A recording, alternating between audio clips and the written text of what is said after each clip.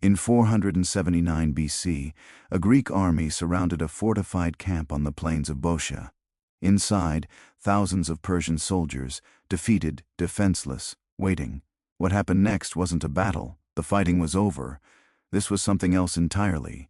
History classes teach you about the 300 Spartans at Thermopylae, the heroic last stand, the noble sacrifice. They don't teach you what came 11 months later when 10,000 Spartans returned with the largest Greek army ever assembled. They don't explain what vengeance meant in the ancient world. They don't describe what happens when an entire civilization decides that mercy is no longer an option. By the time the sun set on the plains of Plataea, the bodies would be counted not in hundreds, but in tens of thousands. And the survivors, all 3,000 of them from an army that had numbered over 100,000, would carry home a message that would echo across the Persian Empire. This is the story of how ancient Greece answered Thermopylae, and why even the victors would struggle with what they had done. August 480 BC, the narrow pass at Thermopylae. King Leonidas lies dead, his body mutilated on Xerxes' orders, beheaded, crucified, displayed as a warning. Around him, 300 Spartan warriors, 700 Thespians, 400 Theans, all dead. The Persians hadn't just killed them, they'd made examples. Xerxes orders the Greek corpses stripped, left to rot in the summer heat. For 3 days his army marches past the decomposing bodies. A lesson, a demonstration. This is what happens when you resist the King of Kings. But Thermopylae was never meant to be a victory. It was a transaction, lives traded for time. And as Persian forces sweep south into Greece, the question becomes, what will that time purchase? September 480 BC, Mardonius, Xerxes' most trusted general, leads the Persian army through central Greece. City by city, the advance continues. Thespi burned to the ground. Every building, every temple, the population fled, but their homes are turned to ash and rubble. Plataea, the same treatment, systematic destruction, not just conquest, erasure. Then Athens. The Persians enter an evacuated city. The civilian population fled weeks earlier to Salamis and the Peloponnese. What remains are empty streets, abandoned homes, and the temples on the Acropolis. The Persians torch everything. The Parthenon, ancient even then, burns. The temple of Athenopolis, housing sacred relics dating back centuries, is destroyed. The fires burn for days. When they finally die, Athens exists only as a scorched memory on a hilltop. This wasn't just warfare. This was systematic cultural destruction. The Persians were erasing Greece from the earth. But then Salamis and the narrow straits between the mainland and the island. The Greek navy springs its trap. The Persian fleet, massive and confident, finds itself unable to maneuver in confined waters. Greek triremes ram, board, and sink ship after ship. By sunset, Persian naval supremacy is shattered. Xerxes watches from a golden throne on the shore as his invasion plans dissolve in fire and cedar. Within days, he makes his decision. Retreat to Persia with half the army. Let Mardonius finish this with the remainder. The message is clear. This war should already be over. Finish it. 480 to 479 BC. The winter months, Mardonius pulls his army back to Thessalon and Macedonia. Northern Greece already under Persian control, his force still numbers over 100,000.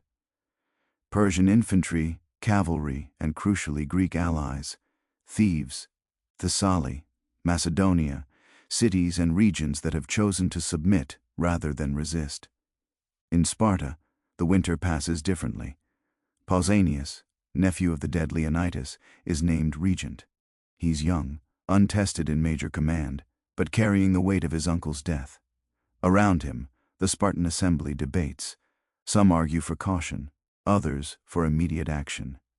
But there's a third option, never spoken aloud in the assembly halls, yet present in every discussion. What kind of victory are we preparing for? Because by spring, it's clear that this war has become something more than survival. The Greeks have held. They've won at Salamis. Now they have a choice about what comes next. Spring 479 BC. Mardonius tries diplomacy first. He sends Alexander the First of Macedon, a Greek technically, though one who submitted to Persian authority, to Athens with an offer. The terms are generous, almost too generous. Complete reconstruction of Athens. Persian goal to rebuild every temple, every Ome. Territorial expansion, additional land, favorable trade status, autonomy within the Persian Empire. Self-governance. As long as Athens acknowledges Persian supremacy, all they have to do is abandon the Greek alliance. The Athenian assembly gathers in their temporary refuge on Salamis. They're living in tents and requisitioned homes. Their city a ruin across the water. Everything they owned is ash. The Persian offer would solve every immediate problem they face. They refuse. The Spartan ambassadors present at the meeting report back that the Athenians didn't just decline, they threatened to execute anyone who suggested accepting. One council member who spoke in favor of the offer was stoned to death by the crowd, his wife and children killed by Athenian women who dragged them from their home. The message is sent to Mardonius. There will be no negotiation. Mardonius responds with action. His army returns to Athens, still abandoned, still empty. What the first burning left partially standing, this second wave of destruction finishes. Buildings that survived the first flames are systematically demolished. Wells are filled with rubble. Agricultural land is salted. This burning is different. It's not conquest, it's punishment. When the Persians withdraw again, Athens exists only as scattered stone and ash, two complete destructions in less than a year. Mardonius pulls back to Boeotia to the plains near Plataea. He chooses the ground carefully. The Asopus River provides water. And a defensive line. Behind him, Thebes, allied to Persia, offers a secure base. Most importantly, the flat plains favor his cavalry, the Persian army's greatest advantage. He constructs a fortified camp, wooden walls, defensive positions, supply stockpiles. Then he waits. The challenge is implicit. If you want to end this, come to ground that favors us. The Athenians send urgent messages to Sparta. Either march now or Athens will have no choice but to accept Persian terms. For weeks, Sparta hesitates. The isthmus of Corinth is fortified. The Peloponnese is defensible. Why risk everything in open battle? But then Pausanias makes his move. He mobilizes not just Sparta's army, but the full military might of the Peloponnesian League. 5,000 Spartan hoplites, the full levy, every able-bodied Spartan citizen. 5,000 perioi, free inhabitants of Spartan-controlled territory. 35,000 helots armed as light infantry. An unprecedented number of these semi-enslaved laborers mobilized for combat. The Spartans march north, picking up allies at every city: Corinth, Megara, Sicon, Epidaurus, Troezen. The Athenians join from Salamis, 8,000 hoplites, their entire remaining military force. By the time the combined Greek army reaches the hills above the Persian camp, it numbers nearly 110,000 men. This is the largest Greek army ever assembled in recorded history. The Greeks take position on the slopes of Mount Cithaeron, overlooking the plain where Mardonius waits. For anyone who understands ant warfare, the tactical situation is immediately clear. The Greeks hold high ground. Their hoplite phalanx, interlocking shields, long spears, is devastating in frontal combat, but requires solid footing. The slopes give them that, plus the advantage of charging downhill. The Persians control the plain. Their cavalry can maneuver freely on flat ground. Their archers can rain down volleys. But advancing uphill into a hoplite formation would be suicide. Neither side can attack without surrendering their advantage. So they wait. Day 3 of the standoff. Persian cavalry probing Greek positions gets too close. A unit of Athenian hoplites supported by archers engages them in the foothills. The fighting is chaotic. Cavalry wheeling, hoplites bracing, arrows flying. Then an Athenian arrow strikes the horse of Mestius, commander of the Persian cavalry. The animal collapses. Mestius, in ornate golden armor, tries to fight on foot. The Athenians swarm him. Persian cavalry attempts a rescue, but the Athenians have already dragged Mestius into their formation. They strip his armor piece by piece, stabbing him repeatedly through the gaps until he stops moving. When the Persian cavalry finally retreats, the Athenians have a trophy: the golden armor of Mardonius's cavalry commander and his body. They parade Mestius's corpse through the Greek lines on a cart. Every soldier files past to see it. Morale surges. On the Persian side, the wailing can be heard across the plain. The entire cavalry mourns. Heads shaved, horses' mans cut, armor removed in grief. Mestius wasn't just a commander. He was Mardonius's friend, his most trusted officer. The psychological balance shifts. Days pass. Skirmishing continues, but no major engagement. Then Mardonius makes his move. Persian cavalry locate the Gargantian spring, the Greeks' primary water source fed by an underground stream on the slopes. Under cover of darkness, Persian horsemen reach the spring and systematically destroy it. They fill it with dirt, rubble, and corpses, both animals and human. They divert the flow, poison what remains. By morning, 110,000 Greek soldiers have no water. The Greek commanders gather: Pausanias, the Athenian general Aristodes, the Corinthian commanders. They face an impossible situation: stay and die of thirst in days, retreat to new water sources, and risk being caught in the open by Persian cavalry, attack across unfavorable ground, and be slaughtered by arrows and horsemen. Ouranius orders a complex nighttime maneuver. The center of the Greek line will fall back to a new position near Plataea, where other springs provide water. The left wing, Athenians and allies, will retreat to different high ground. The right wing, Spartans and Taugians, will hold position until the others are clear, then withdraw. This should be a coordinated, controlled repositioning. Instead, it becomes chaos. The Allied contingents in the center panic. Nighttime retreats are nearly impossible to control, even in ideal circumstances. Units lose formation. Commanders lose contact with their men. Some groups retreat too far. Others stop in the wrong positions. By dawn, the Greek army is scattered across several miles. Units separated, the unified battle line broken. From his camp, Mardonius watches the dawn reveal Greek positions. What he sees: Greeks in retreat, formation broken, scattered across the plain. What he doesn't see: that the Spartans on the right wing have deliberately maintained formation, that the Athenians have reformed on their new position, that this isn't a rout, it's a badly executed maneuver. It doesn't matter. This is the opportunity he's waited for.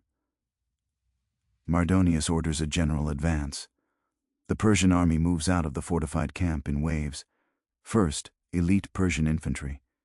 The immortals, lightly armored but highly trained, equipped with short spears, swords, and wicker shields. Behind them, infantry from across the empire: Medices, Bactrians, Indians, Sake. On the flanks, what remains of the cavalry still formidable despite the loss of Mestius.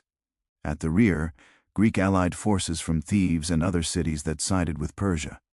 Mardonius himself rides near the front, visible in his distinctive armor, urging his men forward.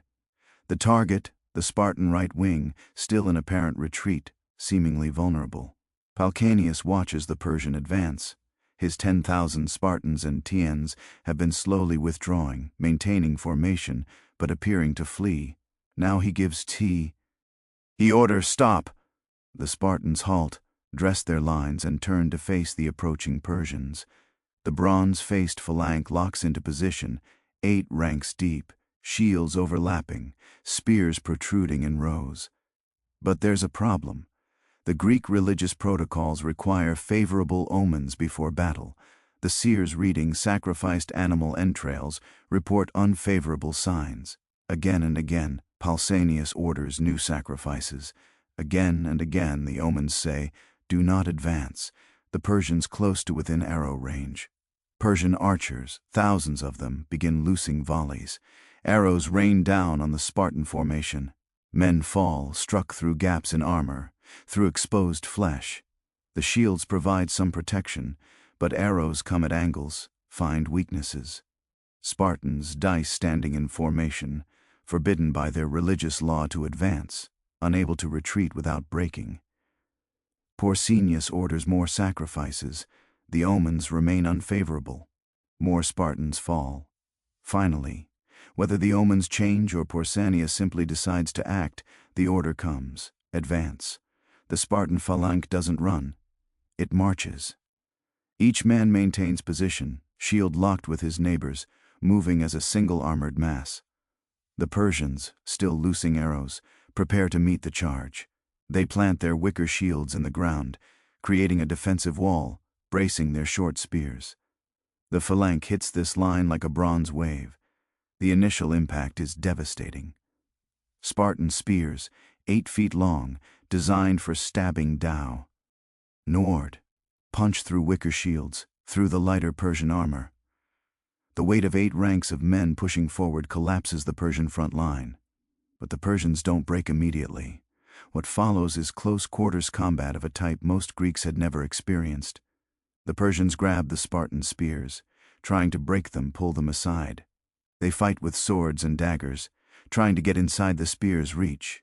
Some actually grab the spear points, pulling them barehanded, their hands shredded, but creating openings for comrades. For a time, minutes that feel like hours, the outcome is uncertain. The Persians are less heavily armed, but they're fighting with desperation, and they outnumber the Spartans. Mardonius fights at the front. Sources describe him mounted on a white horse, surrounded by 1,000 elite Persian guards, the best warriors in the army. The fighting around him is concentrated, vicious. The Persian guards die one by one, pulled down by Spartan spears, but they exact a cost. Spartans fall too. Then in the chaos, Mardonius goes down. Different sources give different accounts. A stone thrown from the Spartan lines, striking his head. A spear thrust that reaches him through his guards, simply being overwhelmed when his horse is killed. What's certain is that Mardonius, commander of the entire Persian force, dies in the melee. The effect is immediate. Word spreads through the Persian ranks. Mardonius is dead. The commander, the king's chosen representative, the architect of the invasion, gone. The Persian center begins to waver, then breaks. Once a phalanx breaks an enemy line, what follows is less a battle than a pursuit. The Persians run, some head for the fortified camp. Others scatter across the plain, seeking any escape route. The Greek light infantry and cavalry held back during the initial clash now surge forward. This is where the real killing begins. Heavily armored hoplites are relatively slow, but Helots Peltast's cavalry, they can run down fleeing men. They can catch them in the open, exhausted, separated from formations. The plain of Plataea becomes a killing field. Meanwhile, on the Greek left, the Athenians engage the Thean forces fighting for Persia. This combat is more evenly matched. Greeks fighting Greeks, similar equipment and training. The Theans hold longer, fight harder, but eventually they too retreat when news of the Cents' collapse reaches them. Thousands of Persians reach the fortified camp and take refuge behind its wooden walls. Inside supplies, treasure, Mardonius's personal wealth, and the army's non-competents, servants, camp followers, families of some officers. The camp is defensible. The walls are sturdy. If the Persians can hold it, they might regroup, mount a defense by time for reinforcements. But the Greek army surrounds it for a time. The Persians hold the walls. Greek forces, primarily Spartans and Peloponnesians, attempt to breach the gates and are repulsed. The Spartans, sons, trained for open field combat, struggle with siege warfare.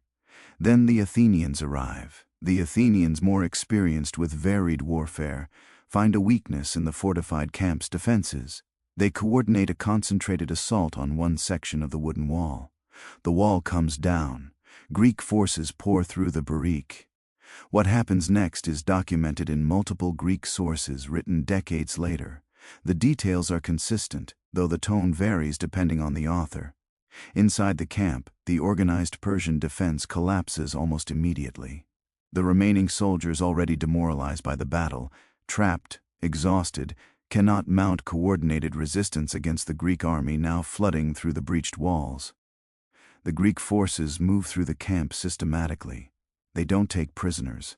Every Persian soldier found is killed.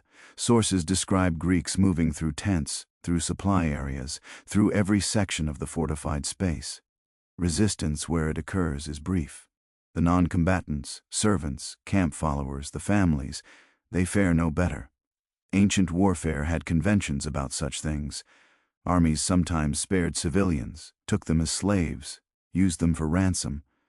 This wasn't that. Herodotus, writing about this event, doesn't dwell on details. He states the outcome of the Persian army at Plataea, numbering over 100,000. Approximately 3,000 survive. 3,000. The rest 100,000 men are dead by nightfall. Modern historians debate these figures. Sources often exaggerated army sizes. Maybe the Persian force was smaller, 80,000, 60,000. But even conservative estimates put the dead at tens of thousands. And the Greek casualties, Herodotus reports 159 total Greek dead. Later sources say perhaps low thousands. The disparity is staggering, even accounting for ancient exaggeration. This wasn't a battle that went back and forth. This was systematic slaughter, beginning when the Persian line broke and continuing until virtually no one remained to kill. After the killing stops, the Greeks conduct inventory of the Persian camp. The treasure is immense: gold and silver bullion, payment for the army's wages, personal wealth of Persian nobles who campaigned with Mardonius, plundered goods from Athens, Plataea, Thespe, and other sacked cities, luxury items, jewelry, precious textiles, artworks. Porsenius orders everything collected and catalogued. 10% is set aside for the gods to be dedicated at Delphi, Olympia, and other sacred sites. The rest is divided among the Greek cities according to their contribution to the army. The Spartans receive the largest share. The Helots, the enslaved people who fought in the Greek army, receive nothing. Mardonius's personal tent is preserved intact. Pausanias orders a meal prepared using Mardonius's kitchen staff, his supplies, his gold dishware. Then he orders a typical Spartan meal prepared alongside it. He invites the Greek commanders to see both meals side by side. Persian luxury next to spa. Artan simplicity. The message is carefully crafted. Look at what they brought to conquer us with. Look at what we defeated them with. But there's a darker subtext no one speaks aloud. Look at what we did to take this. News of the victory spreads across Greece that same day. Or so legend claims. The Greek navy wins a decisive victory at Mycari on the coast of Asia Minor, destroying what remains of the Persian fleet and liberating Greek cities under Persian control. Whether the timing is accurate or mythologized, the strategic result is clear. The Persian invasion is over. Greece has survived. But this isn't just survival. The psychological and political landscape has shifted. Athens begins reconstruction, but not as it was. The Athenians fortify their city aggressively, rebuild their navy with the largest fleet Greece has ever seen. The war has taught them that defense isn't enough. Sparta returns to the Peloponnese, but the memory of what happened at Plataea follows. The Spartans had always been respected, feared for their military skill. Now there's something else in how other Greeks regard them. Greek poets write victory odes. Temples are built, monuments erected, but certain details are omitted from the official commemorations. The number of enemy dead is celebrated. The speed of the victory is praised. The tactical brilliance is analyzed. What happened inside the fortified camp after the walls fell is mentioned in passing, if at all. Herodotus, writing a generation later, St. Moralize. He reports this many died, the camp was taken, the wealth was divided. Plutarch, writing centuries after, is slightly more direct. He mentions that some Greeks questioned whether what happened after the battle was necessary, whether the scale of the killing served any military purpose. The Persian survivors who made it back across the Hellespont carried a message to the empire. The Greeks are no longer just defending. When they win, they erase. In pure military terms, Plataea achieved its objective completely. The Persian army in Greece was destroyed, the invasion was ended, the threat was eliminated. But there's a question that echoes through the historical record: why so few survivors? Ancient battles, even decisive ones, typically saw armies break and run, with the majority surviving the actual combat. Casualties of 20 to 30% were considered catastrophic enough to break an army's will. 50% casualties were virtually unheard of.